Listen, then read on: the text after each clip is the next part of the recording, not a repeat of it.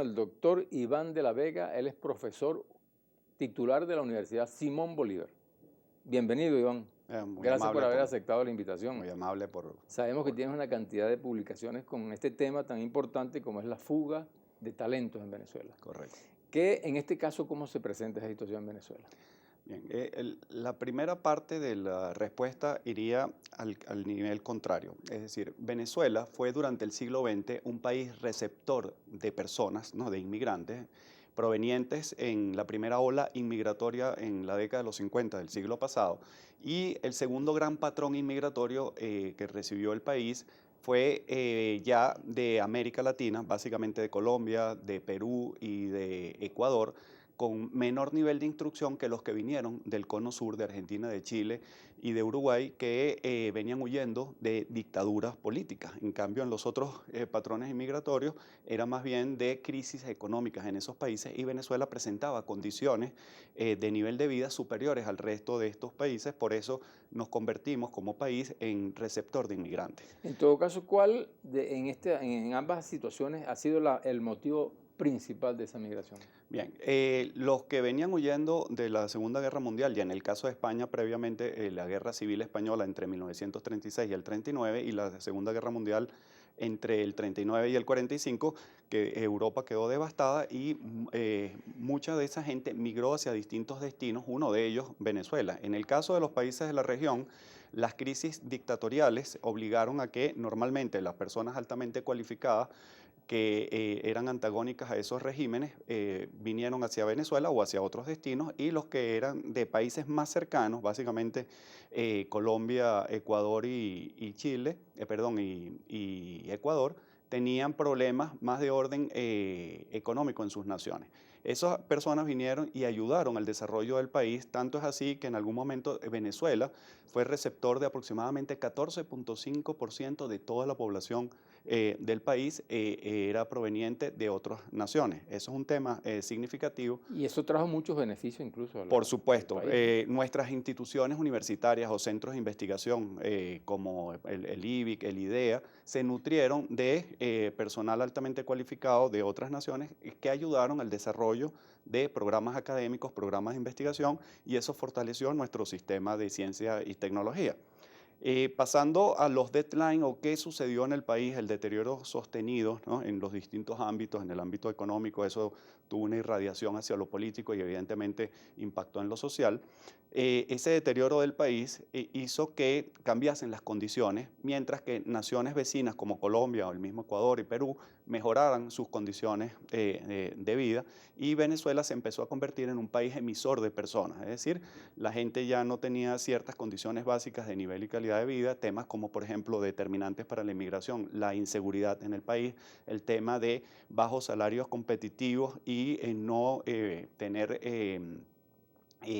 posibilidades de insertarte en empresas o en organismos gubernamentales con un salario competitivo que te permitiese comprar, adquirir una vivienda o un vehículo o mantener a tu familia. Eso obligó a algunas personas a tomar la decisión de emigrar, pero no estaba dentro de la cultura del venezolano. ¿Se y eso podrá es revertir importante. esa tendencia? Es complicado porque las condiciones generales ya del país son de problemas de orden estructural. Cuando un país ya tiene problemas que yo los llamo problemas sísmicos, o sea que ya hay que empezar a repensar el país, las instituciones. Al final de cuentas, un país se construye con personas bien educadas que se puedan insertar en áreas de competencia, es decir, en su área de influencia de conocimiento, y que si estas instituciones funcionan, evidentemente la organización va a mejorar o va a ser competitiva, no solamente en un mercado local, en este caso en Venezuela, porque ya el mundo transita hacia la sociedad global del conocimiento. Es decir, ya no es la tierra, el capital o el trabajo el punto crítico para el desarrollo de los países, sino la comprensión desde la literatura especializada, es el conocimiento ya de las personas. Debe ser la revolución fundamental, entonces, la revolución del conocimiento. Del conocimiento relacionado además con el tema de las competencias, porque tú puedes tener mucho conocimiento en un área, por ejemplo, si tú eres militar y conoces un poco todo el orden militar, pero te colocan en otros cargos donde no tienes competencias, evidentemente eso va a tener un impacto, y así sucesivamente. Entonces, un país se construye a través de instituciones que funcionen y que presten los servicios adecuados para la resolución de los problemas. Mira, entonces, pero ¿En qué ha afectado a Venezuela hoy esa migración pues, que hemos tenido hasta el momento? Bueno, en órdenes de magnitud ya tenemos a más de 1.800.000 venezolanos en por lo menos 96 países. Yo dirijo el Laboratorio Internacional de Migraciones.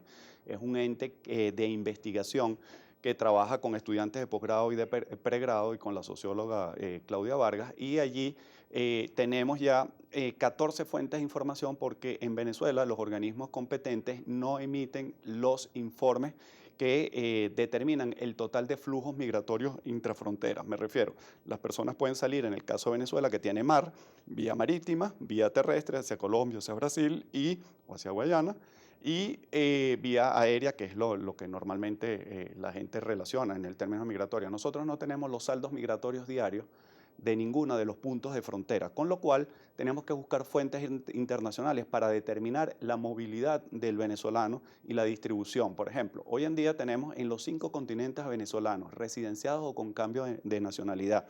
Tenemos que el 51% de los venezolanos que han ingresado a los Estados Unidos tienen por lo menos nivel de licenciatura o equivalente hacia arriba, especializaciones, maestrías o doctorados.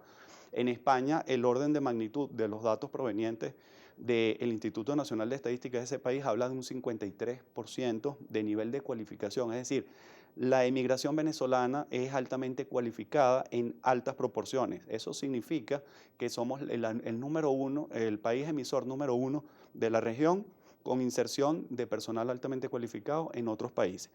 Con lo cual, Venezuela tiene una pérdida significativa de conocimiento. Por eso siempre planteo el tema de que Venezuela está perdiendo su capital más importante, que es el intelectual. ¿Y qué significa esto? Que además de ello, el gobierno no tiene ni programas, ni planes, ni instrumentos que revinculen, relocalicen a esas personas en el mundo y ayuden desde los puntos donde se encuentran a revertir los problemas estructurales del país. Colombia tiene un programa que se llama Es Hora de Volver para repatriar a sus científicos y tecnólogos, los relocaliza, los contacta y algunos se reinsertan en su tejido socioinstitucional. Chile tiene un programa que creo que es la mejor práctica de la región, que se llama Chile Global. Chile conecta a los chilenos que están distribuidos en cualquier parte del mundo, pero si además necesitan un japonés o un sueco o un finlandés que les ayude a resolver un problema, también lo conectan. O sea, que el conocimiento es globalizado. He visto algunas noticias que dicen que 7 de cada 10 personas que se van al exterior regresan a Venezuela. ¿Está ocurriendo, o a sus países, está ocurriendo eso en Venezuela en este momento? Fíjense, los datos que nosotros manejamos a través de entrevistas, de los contactos que tenemos, de esta línea de investigación que se llama Estudios sobre la Movilidad, la Migración y las Diásporas Intelectuales, ya tiene más de 20 años, con 30 productos, entre libros, capítulos de libros, artículos científicos, trabajos de grado, de pregrado, de especialización, de maestría, de doctorado. Todos esos productos nos hacen tener un sólido argumento de interconexión con las personas.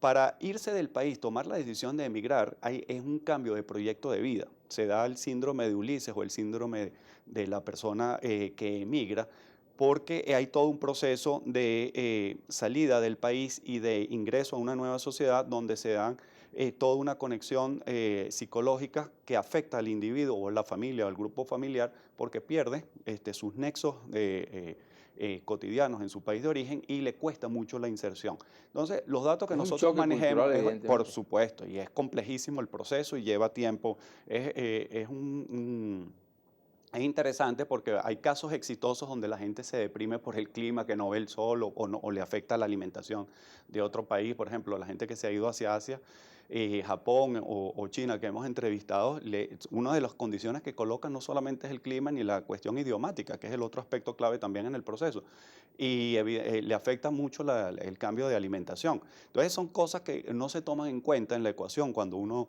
diseña su nuevo proyecto de vida o no se planifica adecuadamente porque hay que revisar los patrones de industrialización, el mercado laboral, el tema del idioma, las leyes del otro país, el tema hasta cultural, inclusive de xenofobia que se puede presentar en algunos casos. Es decir, es un tema complicado y la proporción que nosotros manejamos de gente que ha retornado, que no le ha ido bien, inclusive tengo personas entrevistadas que dijeron, mira, yo vendí mi casa o vendí el apartamento, vendí los carros, me llevé todos mis ahorros y tuve que venir 1 año, 2 años después con las tablas en la cabeza porque no conseguí trabajo, tuve que hacer cosas que no estaban dentro concebidas en el proceso de conexión. Entonces son procesos complejos de migratorios.